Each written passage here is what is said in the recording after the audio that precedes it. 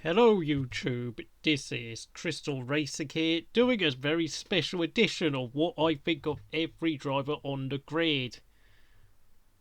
Now, of course, there's always debates on the internet, whether it's on Twitter, Instagram, Facebook, on who's overrated and who's underrated within Formula 1. And I'm going to give you my honest opinion on who I think is overrated and who I think's underrated. Now, of course, there is going to be one driver who I will spare my opinion on due to how much of a fanboy I am of him. And frankly, I really don't want to give my opinion on him because I know in many ways I'll tell you what I really think when we get to him. Starting off with Lewis Cole Hamilton. Underrated. Now, of course, I know a lot of his critics will say he's had a winning car in every season he's ever been in Formula 1, and that is true. I mean, even during 2009, where the McLaren NP424 was the worst car he's ever driven in his whole career, with the car being so bad that he was even getting outpaced by Heikki Kovalainen in the first half of the season. And I think he only scored 10 points in the opening 9 races of that year. Something like that. But when the B-Spec car appeared, Hamilton was back on the pace. He won at Hungary, he won at Singapore, he should have won at Abu Dhabi. And, while some will say he's not destroyed his teammates like, the likes of Ayrton Senna and Michael Schumacher have done, you have to realise Hamilton's had some very difficult teammates. Fernando Alonso being one, not only being quick but also difficult to deal with as a teammate. Jenson Button was very, very consistent in all conditions, dry, wet, damp. Jenson Button was arguably the best mixed conditions driver of his own generation. Nico Rosberg, his qualifying speed was so underrated, so quick, Arguably, I know some people believe that Nico Rosberg was actually a faster driver in qualifying than Lewis Hamilton. I don't think that was true, but he was arguably the closest to Hamilton's qualifying speed out of all of his teammates. And of course, Valtteri Bottas, well, I think we can all agree Bottas is just a solid number 2. He's not as bad as what some people make him out to be, but he's not as good as what his biggest fanboys make him out to be. And now on to Valtteri Bottas. Underrated, but I will also say he's definitely overhated. Look, Bottas was picked for that Mercedes number 2 seat when Nico Rosberg retired, literally because the tension and the infighting that had occurred between Rosberg and Hamilton had absolutely destroyed Mercedes. And had they not got rid of, had Rosberg not retired, although of course I do believe that Toto Wolff and someone at Mercedes probably encouraged Nico to retire if he won the World Championship in 2016. I honestly think the Mercedes juggernaut would have fallen apart by like 2018, because had Rosberg and Hamilton remained together as a partnership, I think by 2018 they would have fallen apart, and I think Vettel might have sneaked to that year's World Championship. And I think certain members of the team, such as Toto Wolff, James Allison, and other key members such as Simon Cowell, Andy Cowell, I beg your pardon, might have left earlier. And I think the whole Mercedes machine the cogs would have been falling out, and it would not be as well oiled as it is now. And honestly, so I say Bottas is underrated because he's not there because he's a star performer. He's there for harmony and team cohesion. It allows the team to operate with a number 1 and a number 2 driver effectively, and whilst obviously Bottas will be departing to make way for future prospect George Russell, I mean, the fact of the matter is, when we listen to interviews with Toto Wolff and James Allison in the future, they will talk about how good Valtteri Bottas was for their team. I can guarantee you that. He's not been a star performer and he never will be an elite driver, but I think he will regain his form when he goes to Alfa Romeo next year, since, of course, especially if they get Ganyu Zhou as their number 2 driver, they will need Bottas to perform, and he will almost certainly favour him. Max Verstappen. Oh, this is a tough one.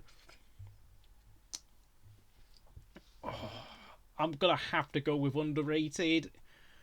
Um, Now, obviously, it's without a shadow of a doubt, he is one of the elite drivers on the grid, making his F1 debut at the age of just 17 years old, and breaking so many youth records that the FIA have ended up bringing a rule saying that a rookie must be at least 18 years old to enter Formula One. I mean, you have to realise in Verstappen's first ever Grand Prix, he was running in 6th place before his engine blew up. In a Toro Rosso, no less, in using a Renault engine that was down on power and causing severe vibration issues, which almost apparently gave Daniel Ricciardo a whiplash.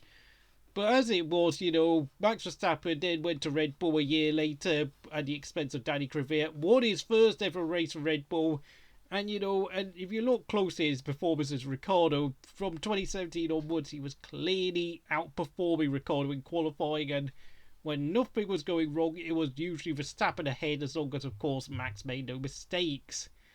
And the way he's destroyed Gasly, Albon, and Perez is proof that he is on another planet. And, a lot of his biggest critics, inevitably being Lewis Hamilton fans, really do him a disservice. They talk as if he's a big fraud who gets everything done for him. Look, I mean, whilst it's true that Max does like the car to be a bit more nervous, I mean, truth be told, I think Red Bull would prefer to have a fast car that was neutral handling for the sake of allowing their second driver to score more points often, and in addition, because let's be honest, I mean, the only reason why the Red Bull car is nervous is because if it wasn't set up to be a bit more stable, it would not be able to be achieving such fast lap times as it is in the hands of Max Verstappen.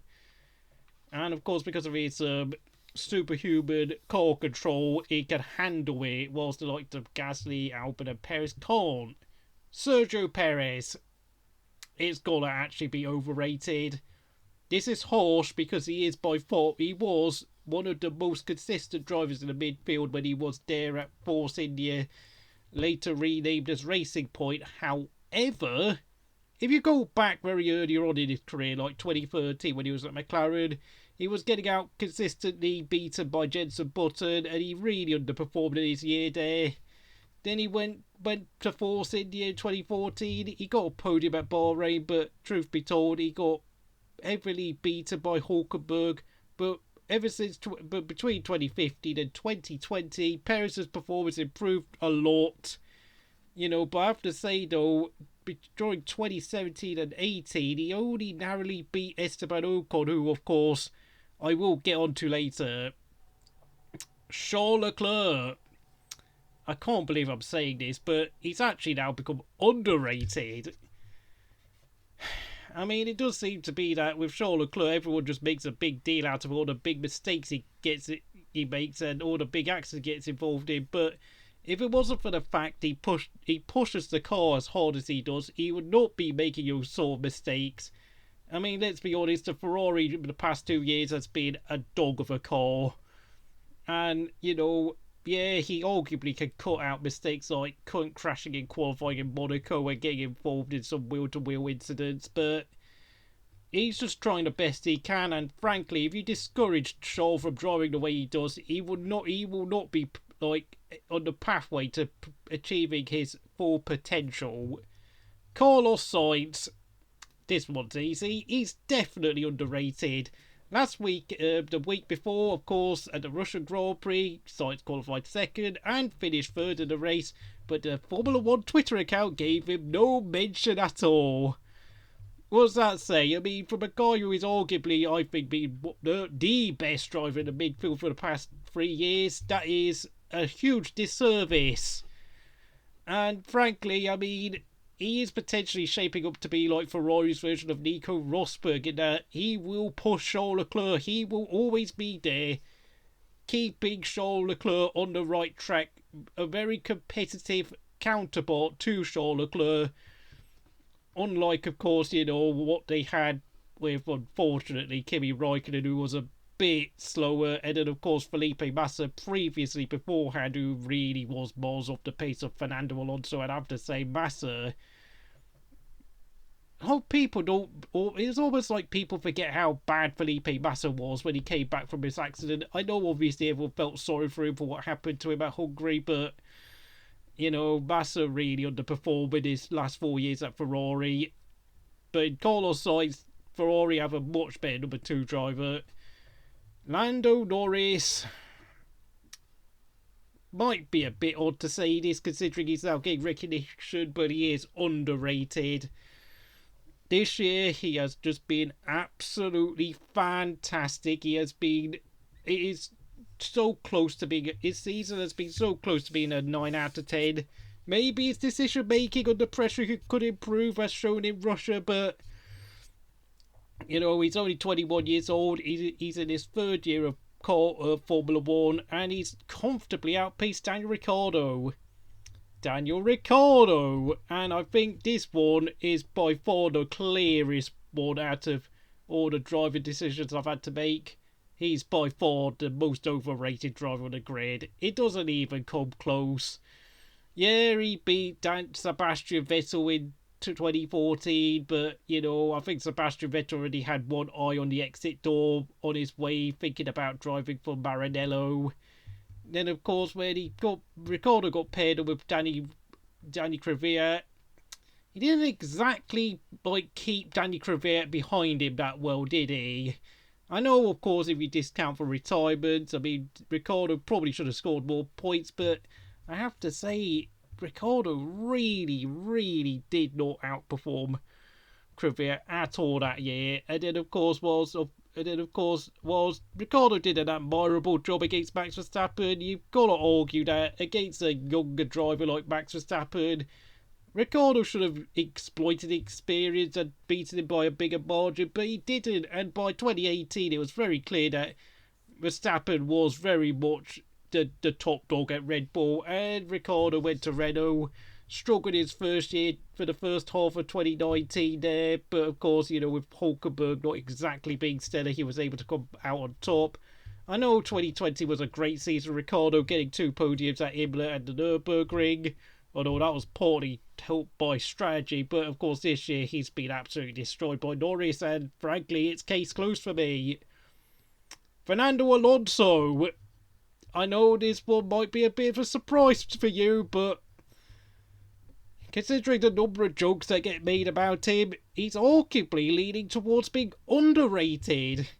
The fact that his worst ever season in Formula 1 is 2007.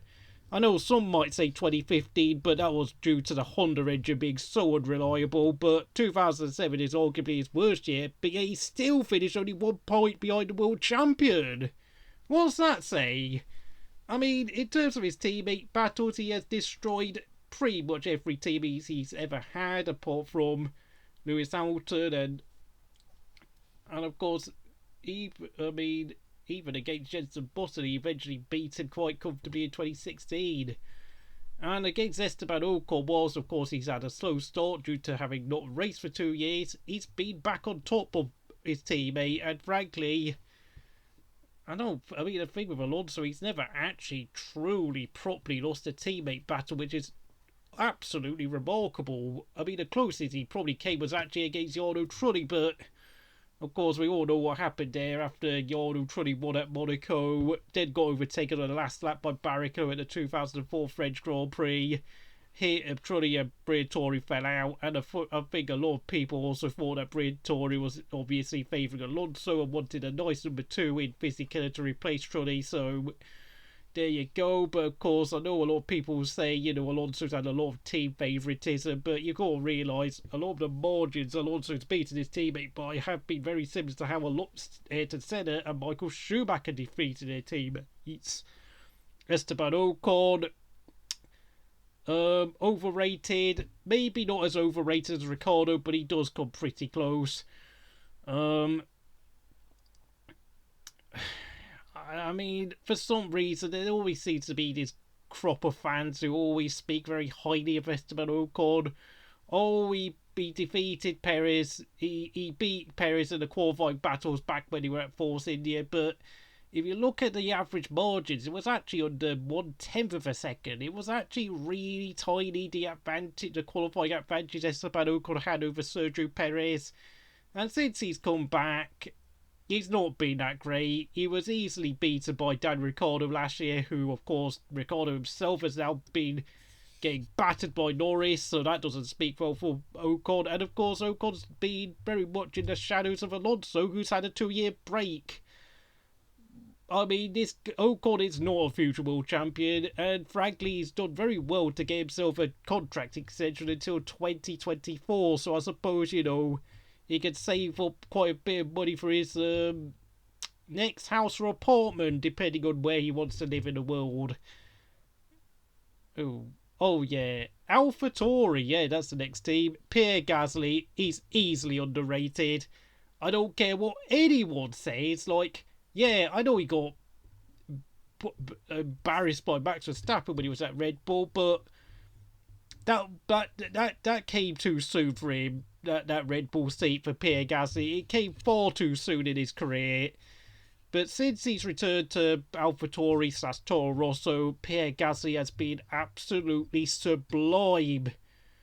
I mean, he's only picked up a win and 2 podiums. Yes, I know they were gifted to him by circumstances, but the fact is, every time he gets into a strong position, he holds on to it. And his most recent performance at the Dutch Grand Prix, where he finished 4th, was just extraordinary.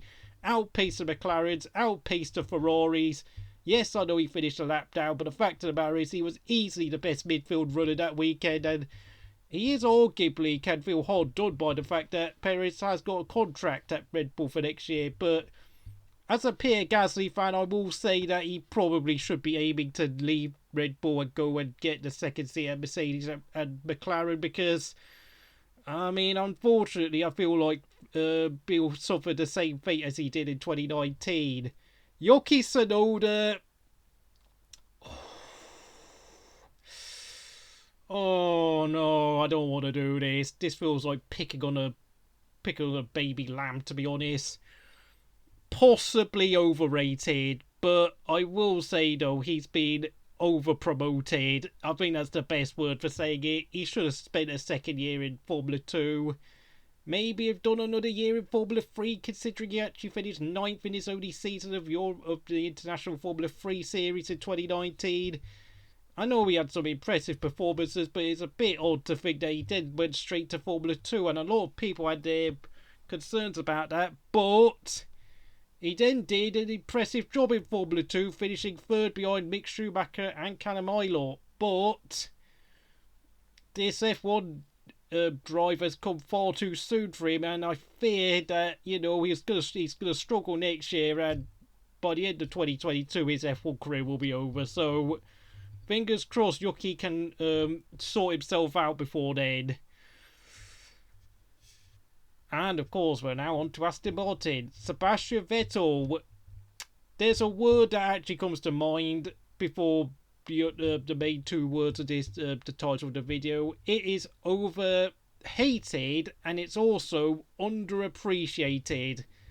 During 2011 2013, Sebastian Vettel absolutely whipped the field to death when he was at Red Bull, winning 11 races in 2011, winning 13 races in 2013. That rolls off the tongue beautifully there. For someone who is not that great at speaking, I will say that's very convenient. But, he won 39 races in his 6 seasons at Red Bull. Of course, 2014 was something of a bizarre collapse because, of course, the new hybrid regulations, and it completely interfered with his style of driving and his preference for a stable rear end. But having said that, though, when Sebastian Vettel has a car he absolutely loves to drive and it's fast, he's fast. But the recent regulation changes have meant that Sebastian Vettel is now more of an average driver in F1 these days, so I don't know. You could say that he was underrated during his peak and he was overrated, but these days he's a bit more overrated. Don't get me wrong, finishing second at Baku and Hungary before he got disqualified were great results, and he got fifth at Monaco. Great drives, but he's not really beaten Lance Stroll really beaten him at all, if I'm going to be honest. Lance Stroll, it's actually underrated. Yeah, his attitude is questionable, but his improvements over the past 2 years has been vast and noticeable. I mean, the first half of 2020, Lance Stroll was absolutely brilliant, qualifying third at Hungary before finishing fourth in the race. Yeah, it was wet, but the thing is, though, considering Hungary is one of Lance Stroll's worst tracks, that was a very impressive performance. And back when Lance Stroll was at Williams, he used to be, when he was a track he really struggled at or lacked any real preference for, he would just finish towards the back and he would be miles off Felipe Massa's pace and even struggled against Sergei Sorokin. But I've got to say, though, against Perez and Vettel, he's coming to his own a lot more. Now that his dad owns the team, maybe it's a more of a settled environment. But nonetheless, though, I've actually been quietly impressed by Lance Stroll. I know if you watch my older videos, I used to really slag Lance Stroll off very, very hard. But these days, his performances are a bit more acceptable. Kimi Raikkonen. Oh, man. Oh, no. We're now at that point of the video, aren't we? Yep. Well, it depends how you see Kimi Raikkonen, really. I mean, if you think Kimi Raikkonen is the sort of driver who deserves to be spoken in the same breath as the likes of Michael Schumacher, Lewis Hamilton, Manuel Fangio, he's definitely overrated. He's not on their level. If you think, though, he's a driver who deserves to be one of the great challengers of his time and someone who was absolutely brilliant in his peak between 2003 and 2007, but no more than that, then you're bang on the money. But if you really do sit there and think that, Kimi Raikkonen's been a massive waste of a seat who should have retired back in 2014 or anything that ridiculous, then he's arguably underrated because, you got to realise Kimi Raikkonen's role at Ferrari after 2014 was to be a number two more than anything else. And you have to remember, of course, Kimi did an amazing job at Lotus during 2012 and 13. Winning 2 races in what was a midfield car. Yes, I know Fernando Alonso says he could have won the World Championship in a Lotus in 2012, but that Lotus wasn't that ridiculously quick, and it did struggle to qualify well due to the fact that it was a car that looked after his tyres well, but never really generated a lot of heat to make the car go ridiculously quick. It's a real hard one. I mean, for me, I'm gonna have to sit this one out because obviously, Kimi fanboy for life. Antonio Giovinazzi, it's easy, it's overrated. Fantastic on Saturday afternoons. Awful on Sundays. His racecraft is abysmal. He makes the most stupid errors all the time. It's a shame because if he knew how to convert that raw speed into results, he'd be like this generation's version of Jarno Trulli, but instead, though, with the way he drives on Sundays, he's more of an Italian Esteban Gutierrez, so there's that.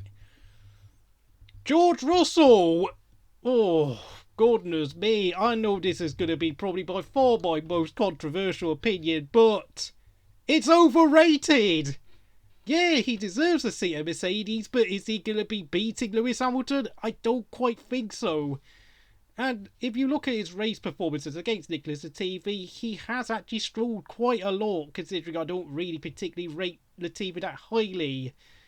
And Russell has made some dumb errors, clashing with Bottas at Imola. And sometimes he does do a few stupid things. I mean, I think his qualifying pace is clearly greater than his race pace.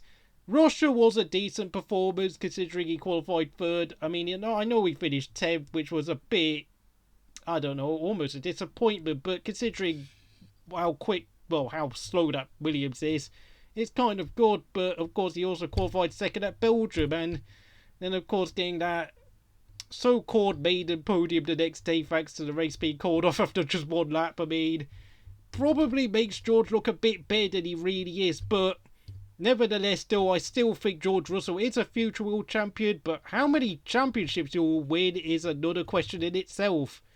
Nicholas Latifi, it's underrated. You've got to give the guy credit. He does, score a lot of points for someone who doesn't really have a lot of speed. He's very good over a race distance, but in the wet, though, he is totally useless. But for a driver who spent 4 years in Formula 2, and it took him until his 4th year to finally finish runners-up in the championship, in a field that had Nick de Vries winning the championship, and then a rookie Mick Schumacher, and a rookie Callum Ilott. It was not the best field, but he got the job done. But having said that, when he's been up against better drivers in previous years, such as Albon, Norris, Russell, Leclerc, Gasly, and arguably Giovinazzi, he just looked really average against them. So I suppose what he's doing in F1 right now is actually very good for a driver of his capability, because he's not really capable of much more. But of course, he'll be there next year, so I suppose Williams do rate him. So in a sense, Latifi is underrated. And last but not least, the Horse Chuckle Brothers, I like to call them. Mick Schumacher, he's underrated. What the hell?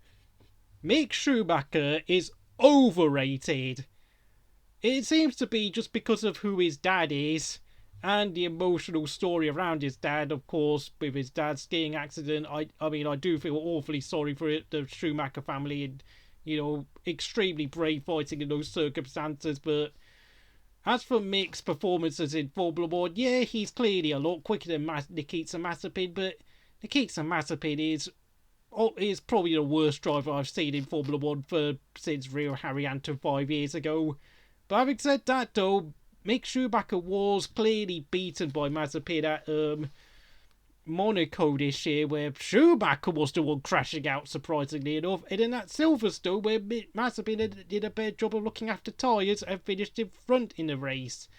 And of course, Mazepin also beat Schumacher in the sprint race at Monza, which was a bit disappointing again. I know it's very hard to impress in the horse, but of course, say against a teammate like Mazepin, I think that Mick Schumacher should be destroying him every weekend without a shadow of a doubt. I mean, on average, when Mick has been on form, he's outpaced Mazepin by over half a second in qualifying, and then his average race laps are about a second quicker than Nikita. So there's that. And as for Nikita Mazepin, well, I mean, I'm not really sure if it's appropriate to even say he's underrated or overrated, because, well, actually, this is the second driver I'm not actually going to rate after Kimi, because, of course, with Kimi, it's an emotional sentiment. But with Mazepin, it's a bit more objective. He's just not very good. Everyone can see it. Even the extremely rare species, which is the Nikita Mazepin fan base, kind of know he's not very good. But why on earth? I mean, unless you're Russian, I'm not really sure why you would want to be a fan of Nikita Mazepin, considering all the stuff that's available about him on the internet and all his antics. Why would you even rate this bloke? I mean, I kind of hope that there's someone with more money that can take over the Haas team than Nikita Mazepin's dad, but his dad is a multi-billionaire who is worth twice as much as Lawrence Stroll.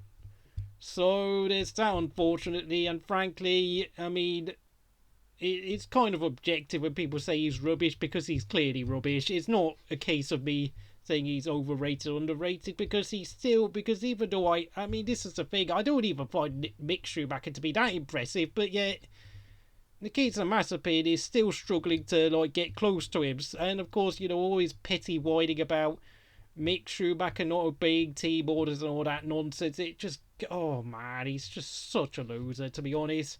So if you enjoyed this overrated, underrated review, please like, subscribe to Crystal Racing, and I'll see you again next time. Do you agree? Do you disagree? Comment down below, please, and I'll see you again next time.